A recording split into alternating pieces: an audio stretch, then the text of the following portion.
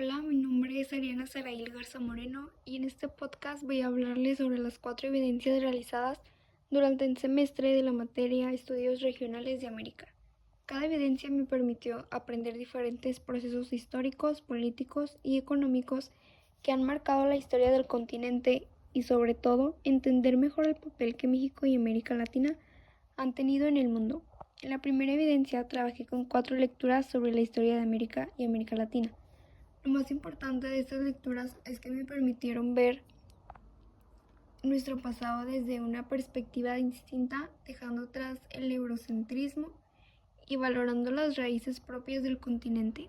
La primera lectura fue Nueva Historia Descolonizada de América, y aprendí que durante siglos se nos contó una historia muy eurocentrista, donde América parecía vacía antes de Colón. Las nuevas investigaciones demostraron lo contrario. Civilizaciones como Caral en Perú o las sociedades amazónicas en la Terra Petra muestran que teníamos avances científicos y tecnológicos propios. La idea central es reescribir la historia desde una mirada descolonizada. Pasando a la segunda lectura, la era del imperio y descubrimiento y colonización. Nos explica el impacto del encuentro entre europeos e indígenas, los choques culturales y las instituciones coloniales como la encomienda y los virreinatos. Aquí se formaron las bases del mestizaje y de una identidad latinoamericana. La tercera es las guerras de independencia. La lectura propone que las independencias no fueron luchas nacionales, porque aún no existían naciones formadas. Fueron conflictos dentro de la monarquía española y pudieron haber tenido otros resultados como monarquías, confederaciones o imperios. Y por último, la cuarta, relaciones internacionales en México en el siglo XIX. A pesar de su independencia, México siguió siendo un país frágil. Perdió territorios, tuvo inestabilidad política y enfrentó presiones de potencias como Estados Unidos, Francia e Inglaterra. Y pues para concluir esta primera evidencia puedo decir que me permitió entender la historia de América desde forma crítica. Comprendí cómo la colonización y el mestizaje y la dependencia política marcaron nuestra identidad actual.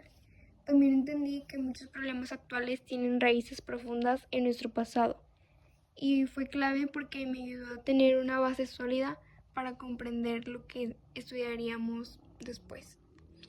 Bueno, ahora pasamos a la evidencia 2 y en esta evidencia realicé 4 infografías basadas en diferentes lecturas y el objetivo fue sintetizar información histórica de manera visual y clara. Y pues bueno, les hablaré brevemente de cada una. En la infografía 1, el telegrama Zimmermann. En 1917, Alemania ofreció a México una alianza militar contra Estados Unidos, prometiendo recuperar Texas, Arizona y Nuevo México. México rechazó la propuesta, pero el escándalo fue fundamental para que Estados Unidos entrara a la Primera Guerra Mundial. Infografía 2. Estados Unidos ante la Segunda Guerra Mundial. Estados Unidos pasó de ser neutral a un actor principal después del ataque japonés a Pearl Harbor. Esto transformó su economía, terminó con la Gran Depresión y cambió su papel en el mundo. Infografía 3. América Latina en la Segunda Guerra Mundial. México y Brasil participaron activamente. México en el Escuadrón 201 y suministros estratégicos, Brasil enviando tropas a Italia y prestando bases militares. Además, la región aportó recursos esenciales como café, caucho y petróleo. Infografía 4. Los 70 años de la OEA. La Organización de Estados Unidos Americanos se creó en 1948 para promover la paz, la democracia y los derechos humanos en el continente. Tiene logros importantes, aunque también enfrenta críticas por intereses políticos. Y bueno, realizar estas 4 infografías me ayudó a ver cómo los conflictos globales impactaron directamente en América y cómo se han creado instituciones para fomentar la cooperación. A continuación les hablaré sobre la evidencia 3 y en esta evidencia realicé un ensayo analizando varias lecturas sobre la Guerra Fría y sus efectos en América Latina. Cada lectura reveló aspectos importantes de la política, las dictaduras y los conflictos de la época. La primera fue la Revolución Cubana. La revolución no fue un proceso unificado, comenzó con pluralidad y terminó centralizada bajo un liderazgo único. La segunda, expulsión de Cuba de la OEA. La expulsión de Cuba en 1962 reflejó la influencia de Estados Unidos y la lógica de la Guerra Fría en el sistema interamericano. La tercera, crisis de los misiles, un momento crítico donde todo el mundo estuvo cerca de una guerra nuclear. La diplomacia evitó el desastre. La cuarta, militarización y golpes de Estado. Estados Unidos apoyó dictaduras militares que justificaban la represión bajo la idea del enemigo interno. La quinta, panorama de América Latina en la Guerra Fría. La región vivió dictaduras, censuras, intervenciones y movimientos revolucionarios. La sexta, Operador Cóndor, una red de represión coordinada para perseguir opositores, mostrando los niveles extremos de la violencia estatal.